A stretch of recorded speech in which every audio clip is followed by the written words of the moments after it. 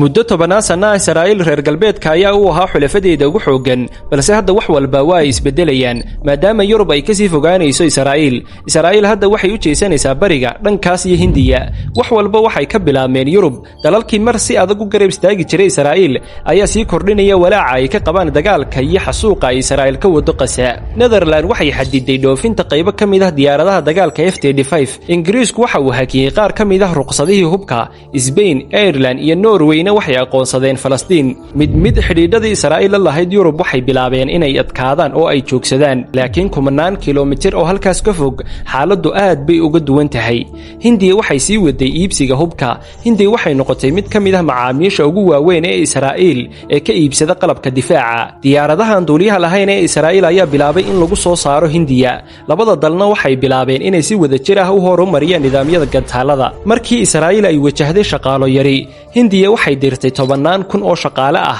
si ay u buuxiyaan baahidaas taasi waa waxa Hindiya ka dhigay mid aad muhiim ugu ah Israa'iil sababtoo ah arintani hadda kuma koobna oo kaliya iibsashada hubka Hindiya waxay sii noqonaysaa qayb ka mid ah nidaamka difaaca ee